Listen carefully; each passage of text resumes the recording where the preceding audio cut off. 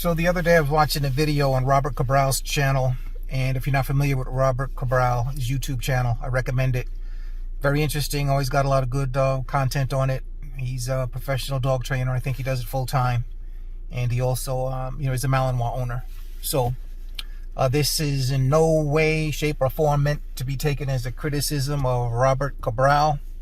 It's just that this video that I will reference, and I'll leave a link to it in the description, it just raises issues that are worthy of further discussion. So in the video, he's working with this guy in the park, and the guy has a dog that appears to be a full-grown Malinois. I would estimate around 15 months of age. And the guy's complaint is that his dog doesn't pay attention to them when they're outside in the park like that. The dog gets distracted. So Robert did his correction on the dog, and whatever, you can look and you see what his approach was. That's neither here nor there as far as the relevance of this video. But in the course of the video, it comes out that two things are apparent. One is apparent the dog doesn't even know its name yet, which I thought was odd, and then that the guy has only owned the dog for 3 weeks. And I was flabbergasted when that came out, because I couldn't understand, why are you even concerned? Why are you even worried about the dog being so-called distracted when you've only had the dog for 3 weeks? The dog doesn't know its name. To me, that would indicate that you need to spend more time working on the dog's obedience, but more importantly, you need to spend more time building trust and building a relationship with the dog. And then from there, take it from there. As far as distractions, we usually worry about that, last, as far as proofing behaviors or whatever. But anyway, yeah, I just thought that was interesting, because it made me think of, the importance of bonding, obedience, and then how that relates to distraction. So we're going to go outside and show you how me and the Zulu man handle that. So the first thing you're going to notice is that when I open the car door, he doesn't come bolting out. He waits for me to tell him to get out, which is interesting, because that's not something he's ever trained to do. It's just something he's done on his own. Okay, come on out. All right, he's outside, and we'll pick it up as soon as I get my gloves back on. All right, we're at the park, and he's off. As you can see, he's not paying any attention to me at all. He's distracted. Well, what am I gonna do? Should I give him a hard leash correction, whiplash? Maybe I should put the e-collar on him. Just want to show a bit of part. Maybe I should put the e-collar on him and shock the hell out of him, right? Because this dog is paying me no mind. He's distracted. Now, if you think that he's distracted, you would be wrong. He's fully and 100% engaged in the activity that's important to him right now, which is exploring the park. He's been to this park many times, but not this section of the park. I'll show you the part that we go to in a minute. So he's exploring his new surroundings. Okay? So why would I want to intervene into that process of him exploring his environment? Why would I want to intervene in that and to impose myself into that and say, oh, you're not paying attention to me, you're distracted? Listen, this is called mental stimulation. Sights, sounds, smells, people's, animals, whatever. Right now it's a lot of smells that interest him, because in this area we have squirrels, we have groundhogs, we have foxes, we have deer, we have black bear. Okay, and he's picking up these scents. We have birds, we have bald eagles, we have turkey vultures, right? So these are all the scents that he might be keying in on, and they're of great interest to him.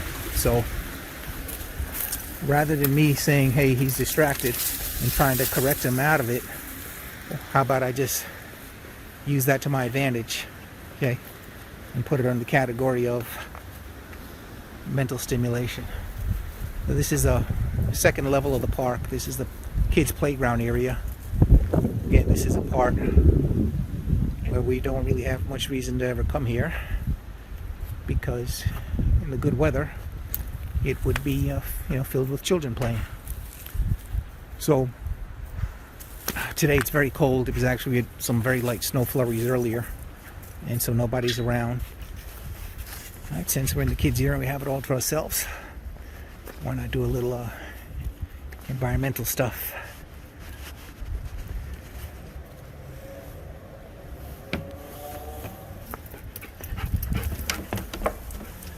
And here he goes, quite confident. And quite fearless. Ran up, checked it out, coming back down. There he goes.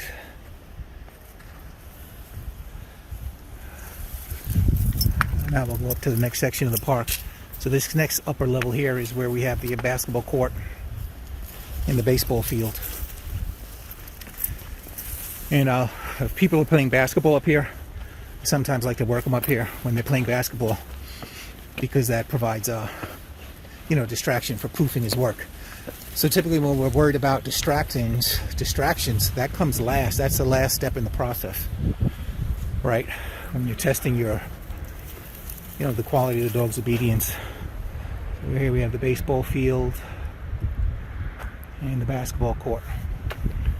So in the early stages of developing a dog, I mean, you shouldn't even be worrying about, oh, he's distracted.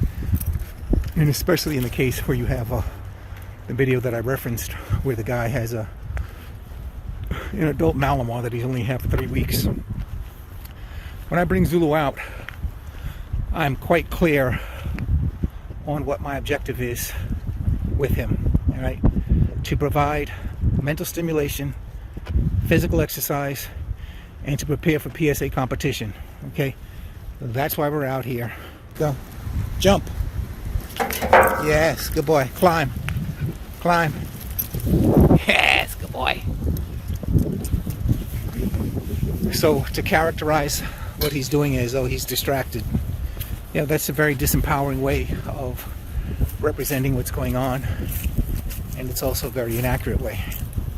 So now this part of the park he's a lot more familiar with, and this section up here is where I filmed a video called Impulse Control at 5 months, and that should be in the archive somewhere. Then back over there is another kids playground area. So we spend most of our time on the upper 2 levels. This next level is where they have the waterfall, and then the level above that is where they have the abandoned skateboard rink, where I've filmed plenty of videos there. So again, this mental stimulation brings a great deal of satisfaction to the dog. Satisfaction and contentment. You combine that with physical exercise, you're going to have a dog that's very satisfied, very content, and better suited for being a house pet, a family pet, once you bring him home. If I wanted to intervene in the process, okay, I don't need to do any type of, harsh correction or whatever, because of the fact that the dog has training to a certain level, and I have a bond with him that is just amazing. So I would simply call him, Zulu, Amit. Good boy, come here. Take this off you. Now this part, I usually take the leash off so he could run free. Go play. And I would I wouldn't even ever let the dog off leash if I was not convinced that his recall was 100% reliable. Okay.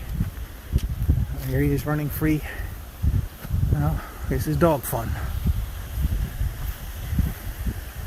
And so this is not a dog that when he gets home, he's confined to a crate, a kennel, either indoor or outdoor kennel, or put in the garage till the next workout session. Okay, this dog is a family pet. Okay, 100% fully integrated into our family unit. This is the waterfall level, and this is where he likes to come and take a drink when he gets thirsty after we've been putting in some work. And this is one of the areas where we do a lot of training. But my favorite area is the upper area, which we're heading to now, which is the abandoned skateboard rink. And the reason I like that area so much is because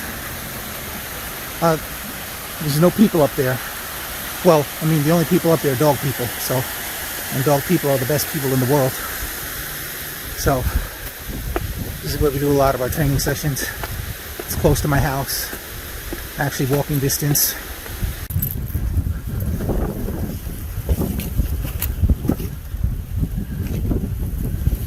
This is the abandoned skateboard rink.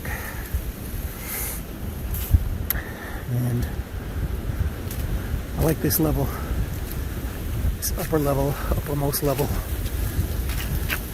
because we have two fields here that we can take advantage of. And we do take advantage of it. By the way, this is a ginkgo biloba tree. Same one they make the herbs out of to make that brain food.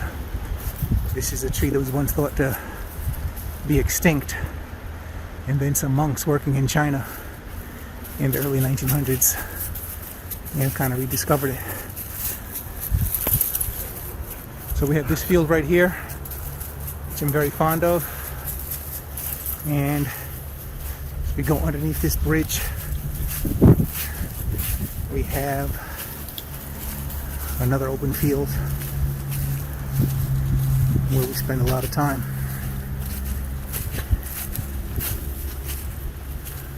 So my backyard is tiny, so I'm blessed to live in this area where we have not just this park, but we're surrounded by forests, mountains, game preserves. You know, great place to raise a dog. So I left the Chuck It stick in the car because I had to film, and he's ready to go now. Now he's about to experience the joy of running. Ready? Go get that. And there he goes. It's off. So typically we'll go for like an hour, mixing exercise with obedience. And that is a hell of a workout. Go get that. Imagine if you're a human being and you're running the 100 meters dash. You're doing 10 of those with 15 seconds rest in between. I mean, that's it. That's a workout. You can be shot after that, ready to go home. Zulu does like 4 or 5 times as much as that, with little to no rest in between. So the thing is, though, he does not self-regulate. He's got a dog that he plays with out here, his girlfriend, which is my friend's Carolina dog. That dog is half wild, meaning like 1 foot in our world, 1 foot in the, basically 1 foot still in the wild. And yeah, they go at it for hours. We once wanted to see how long they would go for, and we let them go for 3 hours, and they still didn't stop. But I don't like to do that too much because, you know, then when he gets home, he just collapses. You know, it's clear that he overdid it, you know. So that's it for now. Distractions come last. Bonding and obedience come first.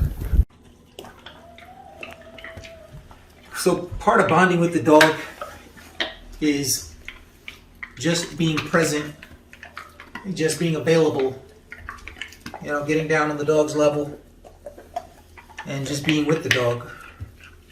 Right now he's got his bone, he's paying attention to his bone, and if he didn't have his bone, he'd be playing with me. Me and him play rough, and when he bites, he uses a lot of restraint when biting, because when we're actually doing actual bite work, I mean, his bite is bite and then crush, you know, so he uses a lot of restraint when me and him are playing. Belly rub, but, you know, bonding is, you know, very important because it's the key to successful obedience and making your dog a family pet. And so I've had Zulu since he was 8 weeks old and 1 day, exactly 8 weeks old and 1 day. So there's a big difference between the bond that I have with this dog and the bond that the guy in the video has, who has an adult dog that he's only had for 3 weeks, and he's worried about, you know, the dog being distracted in the park. You know, that just doesn't make any sense to me. So